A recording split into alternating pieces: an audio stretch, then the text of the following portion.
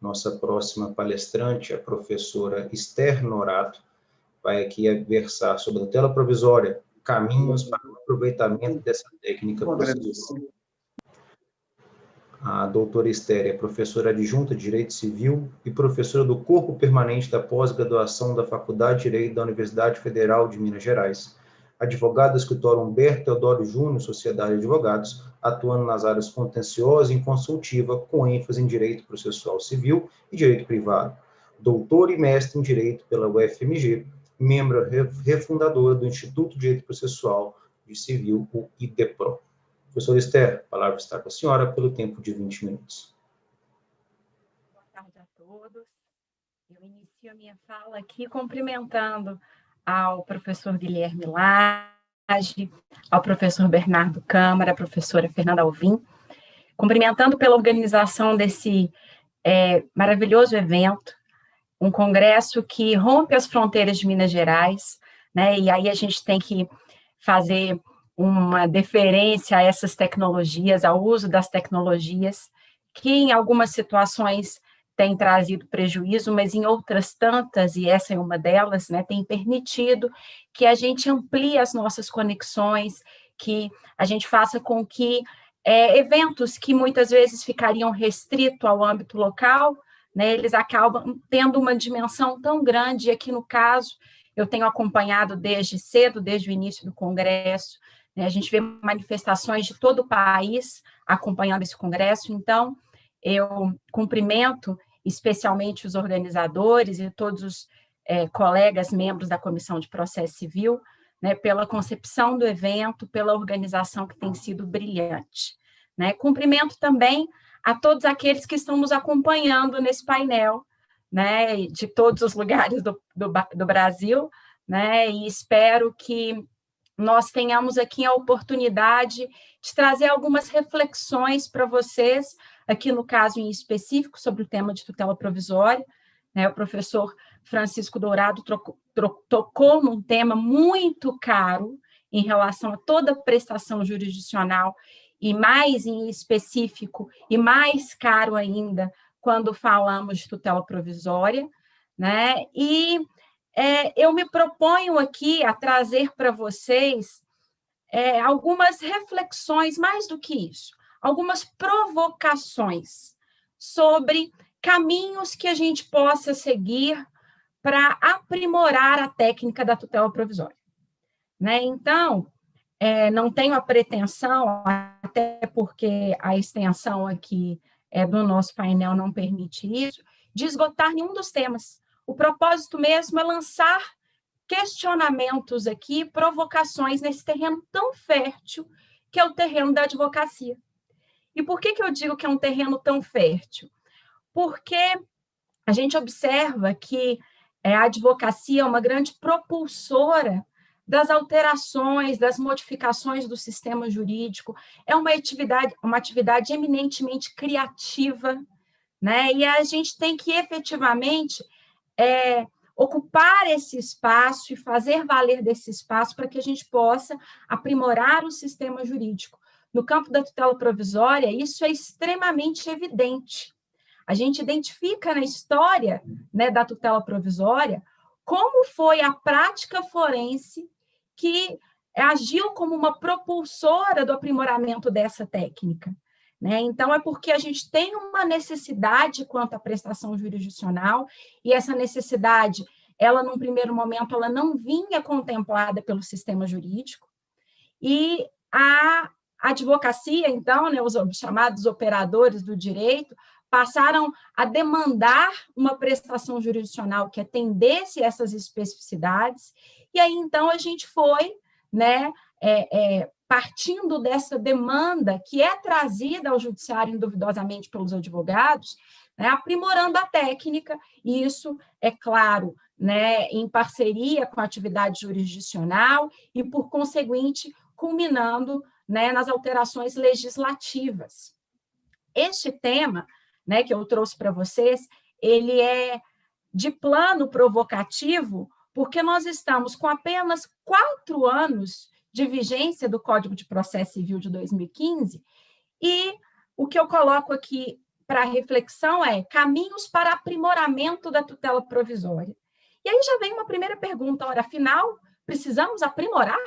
Mas eu tenho um código de 4 anos apenas, né? Não seria o caso, então, de já termos na legislação, na nova legislação processual, ainda nova legislação processual, já essa técnica devidamente aprimorada, suficientemente aprimorada? Bom, e aí, primeiro, a gente precisa de refletir sobre o que o CPC de 2015 fez em relação à tutela provisória, né? O que ele inaugurou em relação ao sistema jurídico anterior, né? E aqui mais em específico ao CPC de 73. Bom, em linhas bem gerais e superficiais, que é o que é possível aqui no momento, a gente pode destacar o seguinte: o CPC de 2015, ele aprimorou quanto à sistematização dessa técnica processual. E ele aprimorou ao reconhecer que nós estamos falando de uma técnica processual que reúne espécies de tutela, espécies de prestação jurisdicional sobre um mesmo gênero, e aí ele fez a opção, né, no caso o legislador fez a opção de denominar esse gênero de tutela provisória, mas sem dúvida o signo maior, né, que reúne todas as jurisdicional é serem fruto de uma cognição sumária, né, de um juízo de probabilidade. Então, nós estamos falando de uma prestação jurisdicional que é fundada num juízo de probabilidade, fundada numa cognição sumária, né?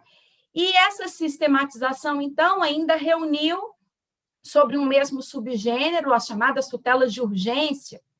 E aí, a gente que se debateu tanto, né, ao longo da história por distinguir cautelar e tutela antecipada, isso principalmente a partir da década de 90, a gente reconhece agora legislativamente as semelhanças dessas espécies, né? E isso é extremamente importante para o dia a dia da advocacia, porque o legislador se preocupou em reduzir as diferenças dessas espécies, diferenças que no dia a dia da prestação jurisdicional, no dia a dia, né, da entrega da justiça, acabavam sendo fonte de injustiça, fonte de inefetividade da prestação jurisdicional, porque ficavam ali os operadores do direito se debatendo sobre qual seria a espécie a adotar, né? Então, o legislador ele inaugurou com uma sistematização melhor em comparação com o regime anterior, tá? E nessa tônica dessa sistematização, por exemplo, o legislador unificou os requisitos quanto à tutela de urgência, falando em probabilidade do direito e perigo da demora. Então, aquela distinção que havia, pelo menos legislativamente, quanto à fumaça do bom direito para cautelar e verossimilhança das alegações para a tutela antecipada, não é mais uma distinção, esse não é mais um vocabulário utilizado pelo CPC de 2015. E isso tem uma relevância prática, mais uma vez, imensa, dado que nós estamos aparando arestas daqueles aspectos que muitas vezes causavam discussões infrutíferas. Por que infrutíferas? Porque vertidas à inefetividade da prestação, né? Então, num caminho de efetividade, de efetivamente realizar o direito que está ali sendo debatido, quanto menor ou preferencialmente inexistentes os obstáculos processuais, melhor. E por isso que o aprimoramento da técnica processual, o estudo do processo civil é tão importante, né? Bom, ainda só nesse panorama geral do que fez o CPC de 2015, ele aproximou os procedimentos, né, das 3 espécies aqui de tutela provisória, de modo a diminuir essas diferenças, né? Nós que estamos aqui no dia a dia militando na advocacia, a preocupação de primeira ordem é qual é o procedimento a se adotar, exatamente porque nós seguimos nessa linha procedimental para buscar né, essa resposta jurisdicional. E quando há uma dúvida quanto a esse procedimento, isso também é fonte de muito problema, né? Então, o CPC de 2015, ele acaba com o processo autônomo cautelar, né? Então, nós temos um pedido também incidental, tal qual se fazia com a tutela antecipada, admite-se uma tutela antecipada antecedente. Então, nós temos também um avanço na técnica processual quanto ao aspecto procedimental. Bom, além disso, o CPC de 2015, ele inova, e é uma inovação substancial, quando ele admite a estabilização da tutela antecipada antecedente, né? E eu, particularmente, acredito que esse é um dos principais motes para que nós possamos aprimorar a técnica da tutela provisória. E também, o CPC de 2015, ele ampliou as hipóteses de cabimento da chamada tutela de evidência. Ele inaugura no nosso sistema jurídico a expressão tutela de evidência, inaugura legislativamente essa expressão, né? Mas ele também amplia as suas hipóteses gerais de cabimento, para além do que nós tínhamos no regime anterior, né? Então, são novidades maiúsculas do CPC de 2015, que, ao meu juízo aqui, elas rumam a um aprimoramento dessa técnica processual. Na verdade, já são um capítulo de extrema relevância nesse aprimoramento. Mas, voltando aqui para vocês, a questão que é a questão que norteia a nossa conversa de hoje, há ainda espaço para mais aprimoramento da técnica da tutela provisória?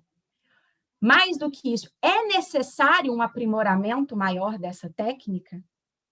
Bom, e aí eu entendo que sim, né? E por duas razões. A primeira delas é que, a despeito das previsões legislativas, inclusive algumas delas já num sentido de aprimorar o sistema anterior, e outras, né, inovando frente ao que nós tínhamos, mas a despeito dessas previsões do CPC de 2015, elas ainda trouxeram muitos debates. Então, quando nós vamos já logo, né, quando da publicação do CPC de 2015, analisar a doutrina sobre o tema, a gente se depara com, em vários pontos, divergências relevantes quanto a essa técnica processual. Então, é necessário que nós aprimoremos os debates, aprimoremos as reflexões, para que a gente possa, então, solucionar essas divergências. Para que essas divergências não sejam como aconteceu no passado, em situações de divergência quanto a esse tema, fonte de inefetividade da prestação jurisdicional. Motivo para que o sujeito leve uma questão procedimental sobre a tutela provisória à instância extraordinária.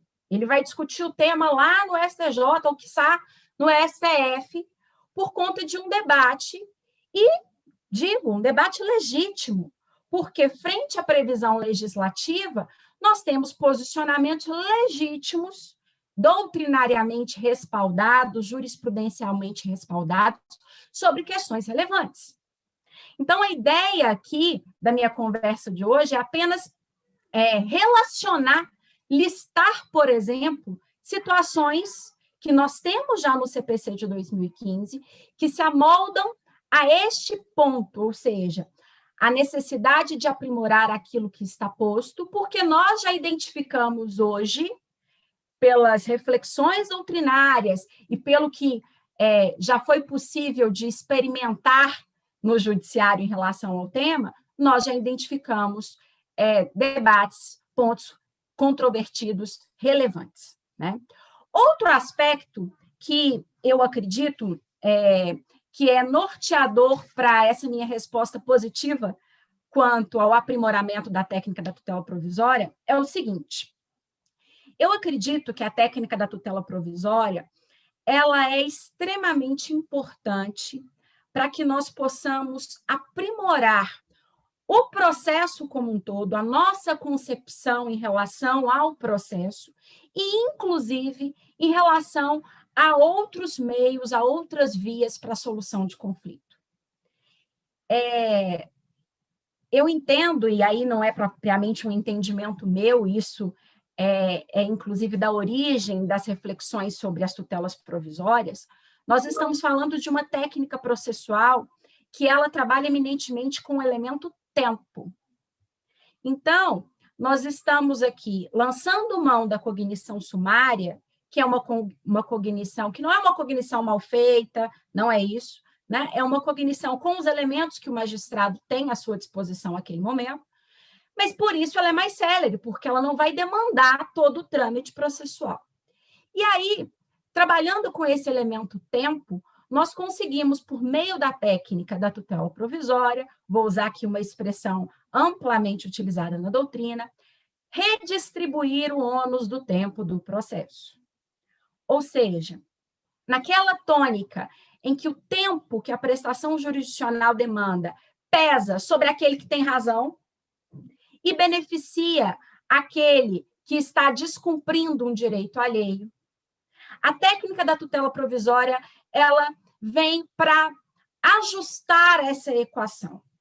E sendo bem clara e precisa, para usar aqui uma expressão, né, do legislador no artigo 298, a ideia é tornar o processo ruim para quem quer descumprir um direito alheio. A lógica de quem descumpre um direito alheio, e aí, aqui pensando notadamente com a cabeça de um litigante habitual, é a seguinte: bom, eu vou descumprir o direito do sujeito fora do processo, então eu vou descumprir o direito de 100 pessoas. Dessas 100, quantas vão me demandar em juízo? Bom, 80 já ganhei em 20, está ótimo. E aí, dessas 80, eu posso, eventualmente, ali no início, conseguir algum acordo que vai me ser benéfico, conseguir um acordo com mais 20, ótimo, sobraram 60. Bom, esses outros 60, eles vão ficar quantos anos no judiciário para que, então, ao final, eu tenha que cumprir exatamente aquilo que eu tinha que cumprir desde antes do processo. Né? Então, quando a gente tem uma técnica processual que milita em prol daquele que, pelo menos aparentemente, tem razão, e isso, o que é o propósito da tutela provisória, tutelar um direito provável, essa técnica interfere no equilíbrio dessa equação, de modo que, aliado a outros instrumentos processuais, a gente se vale dessa técnica para tornar o processo de fato efetivo. Em outras palavras, ruim para quem quer descumprir o direito alheio. Né? E mais do que isso, também favorecer outras técnicas de solução de conflito. Porque eu me recordo, né, quando me debrucei sobre esses temas na pós-graduação e recebi esses questionamentos, bom, mas estudar ainda processo, por que estudar processo? Nós temos que estudar outras técnicas de solução de conflito, mas quem quer descumprir direito alheio adora o processo, ele ama o processo, ele não vai buscar outra técnica de solução de conflito, para quê? Ele vai se sujeitar a uma outra técnica mais efetiva, ele quer a inefetividade. Enquanto o processo for inefetivo, ele não vai buscar outros caminhos. Ele está onde ele quer. Né? Então, a tutela provisória, ela tem que ser pensada também, ao meu juízo, com este propósito. Né? Pois bem, então, como eu disse aqui, eu ia relacionar, apenas trazer questionamentos para vocês, com essas duas vertentes. A primeira, que é solucionar discussões que já estão presentes frente à previsão do CPC de 2015, o que nós temos? Bom, uma discussão que eu acredito que o CPC de 2015 perdeu uma oportunidade de enfrentar e que acredito ser um caminho relevante para o aprimoramento da técnica, diz respeito à reversibilidade da tutela provisória. Quando nós falamos de reversibilidade, Eu estou falando aqui da reversibilidade da tutela específica, né? Porque pela tutela ressarcitória, tudo é reversível, a rigor, né? Então, eu estou falando da tutela específica. Os exemplos que a gente verifica na prática forense, na doutrina, são comumente relacionados a direito à saúde, até que fazendo uma referência ao amigo Guilherme Leroy, que comentou a respeito deste tema. E por quê? Sempre vem esse exemplo. Bom, fez a cirurgia, não tem como desfazer, fez a transfusão de sangue, não tem como desfazer. Enfim, e existem outras tantas situações fora do âmbito do direito da saúde que envolvem uma prestação jurisdicional que se reclama a título de tutela provisória, que é irreversível. Bom, por que eu digo que o CPC de 2015 perdeu uma oportunidade de aprimoramento da técnica? Porque o CPC de 73 já falava da reversibilidade da tutela. A mesma previsão que é repetida pelo CPC de 2015, reversibilidade. Ocorre que a doutrina já falava antes, e a jurisprudência também, e continua falando da mesma forma, né? Porque a previsão era a mesma, então a gente segue com as mesmas lições, que existem algumas situações excepcionais que é possível uma decisão contra a legem. A rigor é uma decisão contra a legem. Porque admite-se uma decisão que seja irreversível frente a uma situação excepcional.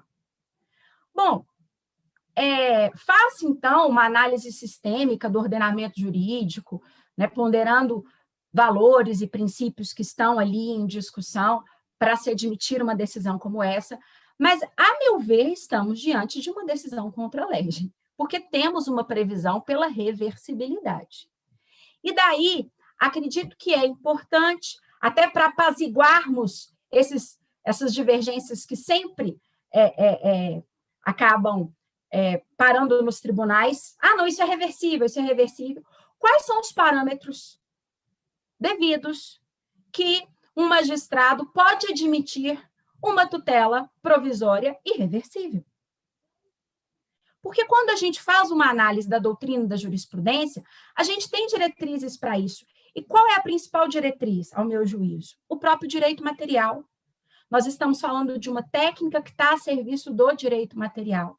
Então, existem situações que a tutela desse direito material é tão relevante, e mais do que isso, é um direito material que, naquele caso concreto, frente ao outro direito que está em debate, é tão relevante, por exemplo, no caso, o direito à vida, que pode-se admitir uma tutela que seja irreversível. Acredito eu, e eu falo isso muito para os meus alunos lá na Universidade Federal de Minas Gerais, que mais do que nós ficarmos admitindo que isso seja feito de modo contra a legem, né, cabe a nós, operadores do direito aqui na advocacia, na academia, atuarmos para que essa técnica seja aprimorada. Porque, veja só, se a gente não tem balizas precisas, aquele requerido que teve contra si uma tutela irreversível, o que ele vai fazer? Ele vai recorrer até o infinito para ver reconhecida essa irreversibilidade, portanto, o descabimento dessa tutela provisória, frente ao que prevê taxativamente o legislador. Né? Então, este é um ponto que eu acredito de aprimoramento da técnica frente ao que nós já temos positivado. Né? Outro ponto, e aí esses são N questões que se suscitam, é o ponto da estabilização da tutela antecipada antecedente. Bom, e aí a gente aqui precisa fazer uma observação de que estamos falando de uma previsão legislativa que é nova, né? Então, a gente, digamos, dá uma desculpa aqui para ela, pelo fato dela ser nova, ter pouco tempo de experimentação, para a gente poder enfrentar todas as reflexões que esse tema demanda, né? Mas o que eu trago aqui para vocês são reflexões que já, ou melhor dizendo, discussões, divergências que já estão postas, que já são da ordem do dia e que a gente precisa enfrentar. A primeira delas é: qual é o ato que enseja, o ato do réu, que obsta a estabilização da tutela. O legislador fala em recurso, há doutrinadores de escola defendendo a possibilidade de qualquer ato de impugnação. Então, nós estamos aqui diante de um debate. Qual é o ato que se admite para para obstar essa estabilização? Eu, particularmente, tendo a seguir a linha estreita do legislador, até pelo trâmite legislativo, até pelo que eu acredito que é o escopo da estabilização da tutela, mas é algo a ser enfrentado. E aí, mesmo para lançar essas questões aqui, a gente ainda merece refletir. Essa tutela, se ela for indeferida liminarmente, eu posso fazer uma estabilização no grau recursal? Eu admito uma estabilização de direito indisponível? Cabe a estabilização da tutela contra um incapaz, contra a fazenda pública? E quando se opera essa estabilização? Outra discussão também da ordem do dia. É possível, passados aqueles 2 anos para o ajuizamento da ação definitiva, é possível o cabimento de uma ação rescisória? Bom, são todas questões que já estão postas aqui e sendo debatidas, né, pela doutrina e que certamente podem abarrotar o judiciário com debates recursais que poderiam ser evitados, né, com um devido aprimoramento da técnica. Bom, já indo para a reta final aqui da minha exposição, quanto à tutela de evidência. Bom, o legislador foi extremamente módico. Ele falou sobre a tutela de evidência em um artigo. Num artigo que ele não fala de procedimento, ele não fala sobre caução, que está previsto nas disposições gerais da tutela de urgência, ou seja, ele não fala sobre responsabilidade civil daquele que requereu a tutela, e lhe foi deferida uma tutela de evidência, mas ao final e ao cabo, quando da tutela definitiva, o julgamento lhe foi desfavorável, e aí os prejuízos que a outra parte suportou. Nós temos uma previsão, nesse ponto, trazida nas disposições gerais da tutela de urgência. Acredito eu que se aplicam à tutela de evidência, mas o legislador não falou. O legislador não falou, e aí a gente vê que ele pecou quanto à disciplina, o procedimento em relação a essa técnica. Ele não falou sobre reversibilidade, a tutela de evidência pode ser irreversível? Porque a previsão da reversibilidade está só para a tutela de urgência. Quanto ao inciso 1º, que fala do abuso de direito de defesa, manifesto propósito protelatório do réu, há aqueles que defendem que essa tutela de evidência não pode cumular com uma sanção de litigância de má-fé. Eu, particularmente, acredito que pode. Mas mais um ponto a se refletir, né, para a gente ter uma técnica que seja efetiva e não palco de discussões. Quanto ao inciso 2, quais precedentes podem dar ensejo? O legislador foi expresso quanto a algumas espécies de precedente, mas há aqueles que já defendem uma interpretação extensiva desse dispositivo. E quanto ao inciso 4, que é o meu queridinho, né, até objeto do meu livro a respeito do tema, há aqueles que têm uma compreensão mais restrita do inciso 4 e admitem que a tutela nessa hipótese seria para aqueles casos que não cabe uma instrução probatória no feito. Não é o meu entendimento, né? Eu acredito que é possível a tutela, ainda quando remanesce